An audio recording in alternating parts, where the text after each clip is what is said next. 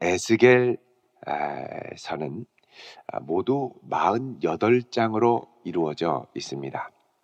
그런데 그 중에서 보면 1장에서 24장까지 그게 세 부분으로 나누는데 첫 번째 부분이 1장에서 24장까지를 보면 에스겔이 예루살렘과 특히 이제 유다 전체를 향해서 하나님의 멸망을 선포하는 내용이 나옵니다. 그래서 1장부터 24장까지는 심판 선언자로서의 에스겔의 모습이 나옵니다. 그리고 이제 25장부터 32장까지는 열방을 심판하는 하나님의 메시지가 이제 선포가 됩니다. 그래서 에스겔은 1장부터 32장까지는 이스라엘과 유다와 또 그 주변의 열방을 심판하는, 사실 이제 이사야도 비슷한 구조입니다. 전반부에는 이스라엘 유다 땅을 향한 하나님의 심판 선언, 이스라엘과 유다 하나님의 백성들의 심판 선언을 하고 그 다음에 이제 열방을 향하여 심판 선언을 32장부터 쭉 하고 나서 40장부터는 이스라엘의 회복을 말씀하고 있죠. 마찬가지로 이 에스겔도 1장부터 24장까지는 유다와 예루살렘의 멸망, 그리고 25장부터 32장까지는 열방의 심판, 그리고 이제 33장부터 오늘 보는 이제 33장부터 에스겔의 끝장인 48장까지는 예루살렘과 유다의 회복,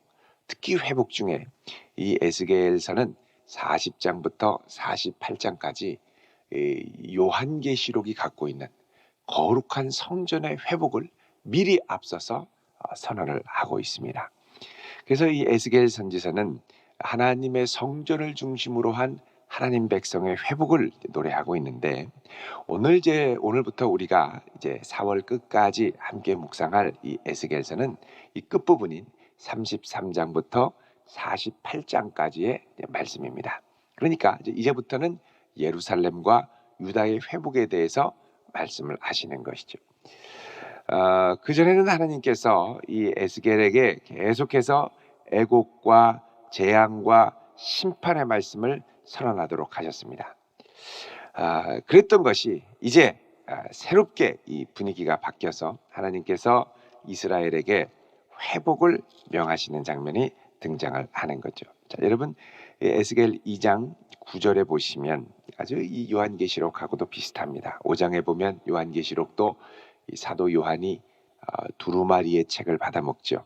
마찬가지로 에스겔도 2장 9절에 보면 하나님의 손에 두루마리 책이 펴져 있는데 그것이 안팎으로 애가와 애곡과 재앙의 말이 기록했다고 하죠. 하나님께서 3장 1절에 가서 인자야 너는 이 두루마리 책을 먹고 가서 이스라엘 족속에게 말하라. 그래서 에스겔이 입을 벌리니까 하나님께서 이 두루마리 책을 먹이시고, 이 두루마리 책을 먹으니까 입에서 달기가 꿀과 같다. 그러나 배에서는 쓰겠죠. 왜냐하면 재앙의 말이니까. 그래서 이것을 갖고 선포하기 시작을 합니다. 자, 그래서 하나님께서 에스겔을 부르신 이 부르심의 첫 부르심은 뭐냐? 애가와 애곡과 재앙의 선포였습니다. 그런데 이제 하나님께서는 오늘 33장으로 오시면 이 에스겔을 새롭게 부르기 시작하십니다.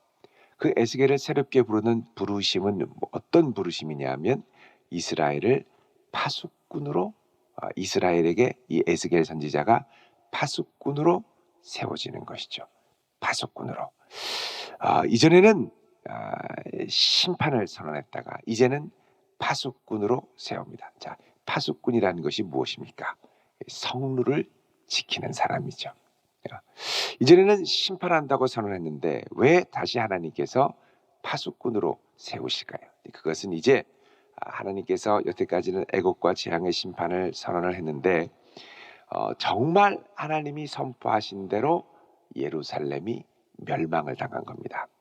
이 에스겔 선지서는 이제 남유다가 멸망할 때 마지막 왕이 시드기야 왕입니다. 시드기야 왕은 이 유다 왕가의 마지막 왕이 여호야긴 왕이었고 시드기야는 이 여호야긴의 삼촌이었습니다. 그러니까 정통 왕가의 정통성, 왕가의 정통성의 마지막 왕이라고 그러면 여호야긴 왕이죠. 여호야긴 왕이 바벨론에 의해서 포로가 돼서 먼저 끌려가고 나중에 시드기야가 가서 이제 두 눈이 뽑히고 이제 죽임을 당하죠. 근데 이 여호야긴이 바벨론으로 포로로 갈 때 에스겔 선지자도 같이 끌려갔던 것으로 이제 보고 있습니다. 근데 이제 에스겔 선지자가 그때까지는 계속해서 예루살렘이 망한다 기도하고 회개해야 된다 이렇게 말했는데 정말 하나님이 말씀하신 대로 예루살렘이 망한 거죠. 자, 33장 21절을 보시면요. 우리가 사로잡힌 지 12해 열째 달 다섯째 날에, 자, 이제 사로잡혔다라는 건 바벨론에서 사로잡혀서 포로로 간 걸 말합니다. 시드기야 왕과 같이 시드기야 왕이 아니라 여호야긴 왕과 함께 같이 포로로 올라간 거죠. 근데 그때 그 바벨론에 있는데 예루살렘에서부터 도망해 온 자, 예루살렘 성이 멸망할 때 도망해서 뛰쳐나온 사람 중에 하나가 이 에스겔 선지자에게 와서 그 성이 함락되었다 그럽니다. 함락되었다. 그러니까 여태까지 예언으로 멸망할 거다라고 선포했던 것이 실제로 이루어진 것이죠. 자, 그럼 여태까지 왜 줄기차게 멸망한다고 예언했을까요? 그것은 하나님께서 멸망 중에라도 전심으로 하나님을 바라보고 회개할 수 있으면 이들을 돌이키셔서 구원하기 원하셨기 때문입니다. 그러니까 망하기 직전까지 하나님은 이스라엘의 회개를 촉구하신 것입니다. 근데 하나님께서 회개를 촉구하시고 돌아오라 말씀하심에도 불구하고 이스라엘은 회개를 거부하고 끝까지 버틴기다가 멸망을 당하죠. 자, 멸망당하면 이제 하나님께서 어떻게 하시겠습니까? 그거 봐라, 내가 만들한 대로 멸망했지. 너희들 아주 본때를 봐라, 고생 좀 해라, 이러면 좋을 텐데 하나님은 정말 이들이 끝까지 회개하지 않고 멸망을 당하니까 이제부터 하나님께서는 이 에스겔 선지자에게 메시지를 전환하도록 하십니다. 여태까지는 애가와 애곡과 재앙의 말씀을 선언하셨다면 이제부터 하나님께서는 에스겔에게 희망을 노래하기 원하십니다. 다 망했어요. 하나님 말씀하신 대로 쫄딱 망했어요. 근데 쫄딱 망한 사람 놔두면 죽습니다. 절망 중에 끌려가다 죽고 스스로 목숨을 끊어 죽고, 절망 가운데 그 사람에게 필요한 건 거 봐라, 내 말대로 됐지, 된통 당해봐라, 이게 아니라는 거예요. 여전히 하나님은 그의 백성을 사랑하고 계시고 끝까지 불순종해서 쫄딱 망해도 그 가운데서 희망을 보기를 원하십니다. 그래서 쫄딱 망한 이스라엘에게 이제부터 에스겔을 통해서 뭘 하냐? 희망을 노래하기 시작하는 거죠. 그게 바로 하나님께서 에스겔을 파수꾼으로 세웠다는 중요한 영적인 의미입니다. 파수꾼은 뭐 합니까? 다 망해서 이제 대적이 와서 삼키면 되는데 거기를 지키는 거죠. 깨어 있어야 된다. 깨어 있어야 된다. 망한 것 같지만 정신만 차리면 산다. 호랑이 굴에 들어가도 정신만 차리면 산다. 깨어라, 깨어라. 그러면서 깨우는 사람이 파수꾼이라는 것이죠. 이제부터 에스겔 선지자의 사명은 깨우는 사명입니다. 망해갈 때는 회개하기를 촉구했지만 쫄딱 망한 다음에는 다시 깨어서 그 다음에 어떻게 해요? 하나님께 돌아가야죠. 망해갈 때도 돌아가야 되지만 쫄딱 망하고 나면 그래서 더더욱 하나님께 돌아가야 한다는 거예요. 왜 하나님이 이렇게 하시느냐? 여러분, 하나님의 마음을 알아야 됩니다. 오늘 본문 11절에 보면 에스겔에게 이렇게 말씀하시죠. 너는 그들에게 말하라. 주 여호와의 말씀이니라. 나의 삶을 두고 맹세하노니 나는 악인이 죽는 것을 기뻐하지 아니하고. 우리는 악인이 죽는 것을 통쾌해야 합니다. 육회, 상쾌, 통쾌? 잘됐다. 하나님은 기뻐하지 않으세요. 무엇을 그럼 하나님이 기뻐하시느냐? 악인이 그의 길에서 돌이켜 떠나 사는 것을 기뻐하십니다. 돌이키는 것을 기뻐하세요. 죄인 하나가 죽음으로부터 돌이킬 수 있는 것. 당자가 아버지의 가산을 다 탕비하고 쫄딱 망해서 죽게 됐는데 그럼에도 용기를 발휘해서 아버지께로 돌아가는 것. 그거를 하나님이 기뻐하시는 거예요. 뛰어가서 아버지가 안으시고 가장 좋은 가락지를 키워주시고 존귀한 옷과 신으로 입혀주시죠. 그거를 기뻐하신다는 거예요. 그래서 하나님이 말씀하십니다.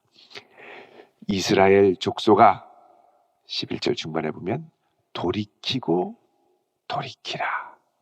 자, 돌이키라라는 말이 이제 히브리어로 슈브라고 하는 말인데, 슈브는 이제 회개를 의미하는 전문 용어입니다. 마음을 바꾸는 것, 가던 방향에서 돌이키는 것, 이게 슈브죠. 근데 하나님 여기 보면 돌이키고 돌이키라 그러죠. 이제는 너희가 그 끝장까지 가봤으니까, 막장의 끝이 어떤 것인지 봤으니까, 쫄딱 망하는 게 뭔지를 봤으니까, 설마 망하겠어? 이게 아니라 아예 망해버렸으니까 이제는 어떻게 해요? 돌아오라는 거예요. 그래도 늦지 않다는 거예요. 그래서 너희 악한 길에서 떠나라. 어찌 죽고자 하느냐 그러죠. 하나님께서는 돌이키기 원하십니다. 자, 여러분 베드로후서 3장 9절을 보겠습니다. 베드로후서 3장 9절.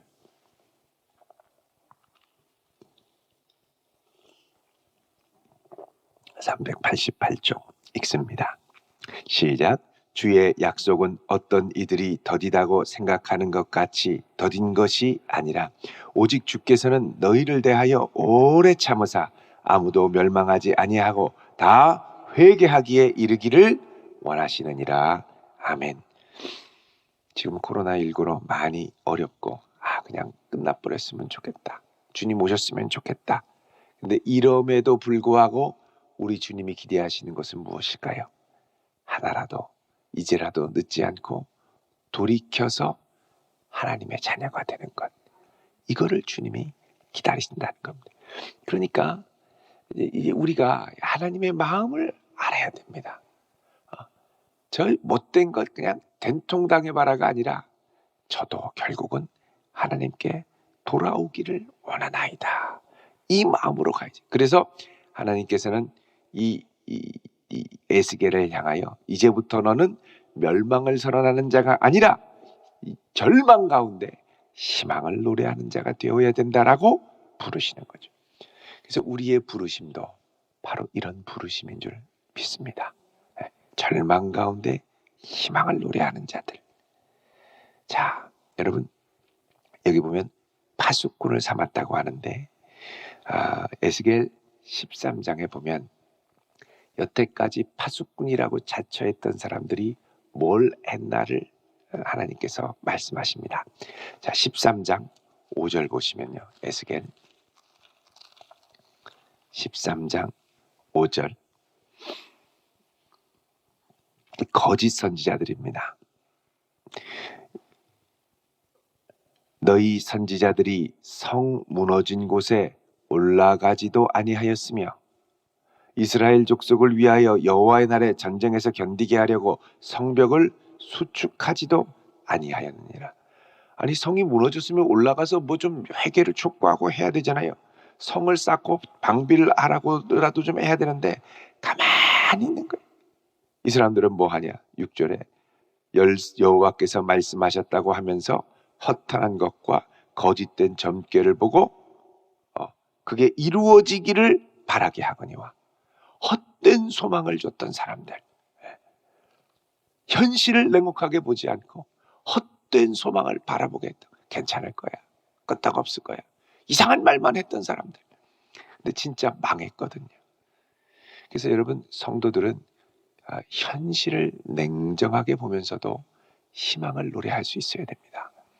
망한 거예요. 우리가 잘못해서 망한 거예요. 쫄딱 망한 거예요. 그러나 절망할 것이 아니라 거기서 다시 희망을 보고 주를 바라봐야 한다는 것이죠. 그래서 하나님이 에스겔에게 말합니다. 에스겔아, 4절에 내가 나팔을 불어서 백성에게 경고하지만 이 백성이 나팔 소리를 듣고도 정신을 차리지 않으면 그 피는 자기 머리에게 그들의 책임이 될 거야. 그러나 내가 말하지 않으면 나는 그 죄를 6절에 끝에 보면 파수꾼의 손에서 찾을 것이다. 그 에스겔은 여태까지 망한다 했는데 딱 망하고서 너 다시 가서 회개하라고 해라. 아유 하나님, 제가 그렇게 말했는데 저 녀석들 하나도 안 듣고 아주 강팍한 심령들 더 이상 하라고 하지 마십시오. 그러면 안 된다는 거예요. 파수꾼으로 불렀으면 그 결과는 하나님께 맡기고 우리는 최선을 다하여 주의 복음을 증거해야 한다는 겁니다. 그래서 사실 전도가 그렇죠. 우리는 최선을 다할 뿐이고 결과는 하나님께 맡기는 겁니다. 저들이 영접하면 구원을 얻지만 영접하지 못하면 멸망당하지요. 그러나 우리가 전할 수 있음에도 불구하고 말하지 않는 것은 우리의 책임이 된다는 겁니다. 그래서 하나님께서 너 말해야 된다. 말해야 된다.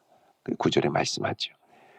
그러나 너는 악인에게 경고하여 돌이켜 그의 길에서 떠나라고 하되 그가 돌이켜 그의 길에서 떠나지 아니하면 그는 자기 죄악으로 말미암아 죽으려니와 너는 내 생명을 보존할 것이다. 너는 책임이 없다는 거예요. 그가 듣지 않고 돌이키지 않으면. 그러나 내가 말하지도 않으면, 그죠? 8절에 보면 내가 그 악인에게 말로 경고하여 그의 길에서 떠나게 하지 아니하면, 말하지 않으면 그 악인은 자기 죄악으로 말미암아 죽지만 내가 그의 피를 내 손에서 찾을 것이다. 그러니까 우리는 어떻게 해야 됩니까? 어떻게든 가서 복음의 소식을 전해야 된다는 것이죠. 구원의 소식을 전해야 한다는 것이죠. 자, 예수님께서 우리를 위하여 십자가에 죽으시고 부활하셨습니다. 십자가에 죽으신 것은 예수님을 끝까지 거부했던 정말 이 구제불능의 강팍한 심령들 때문이죠. 그 때문에 예수님 죽으셨어요. 그런데 예수님 다시 부활하셨습니다. 이제는 예수님이 뭐라 그러시느냐? 땅끝까지 이르러 내 증인이 되리라고 하십니다. 그 증인은 암담한 현실 가운데서도 돌이키기만 하면 하나님이 역사하심을 노래할 수 있는 희망의 선포자가 되어야 됩니다. 하나님이 포기하지 않았습니다. 우리가 포기해서 안 됩니다. 우리는 하다 포기해요. 포기. 그러나 우리는 끝까지 주님께서 일하심을 믿고 그가 어떠하든 희망의 복음을 노래하고 그가 돌이켜 돌아올 수 있도록 끝까지 기도해 줄 수 있는 것, 이것이 바로 우리의 사명인 줄 믿으시기를 바랍니다. 기도하겠습니다. 거룩하신 아버지 하나님, 모든 것이 절망적이고 흔들릴 때에 희망의 파수꾼으로 에스겔을 부르신 것을 저희들이 보았습니다. 구하오니 주여, 저희도 희망을 노래하는 자, 복음의 소망을 노래하는 자로 삼아주셔서 우리의 연약하고 부족한 입술을 열어 담대히 주의 복음을 전할 수 있는 믿음의 자녀들이 되게 하여 주시옵소서.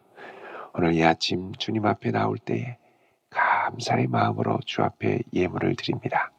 예물을 기쁘게 받으사 더 많은 감사가 넘치게 하옵소서. 이 한날도 주께서 붙들어 주시기를 원하오며 예수 그리스도의 이름으로 기도드리옵나이다. 아멘.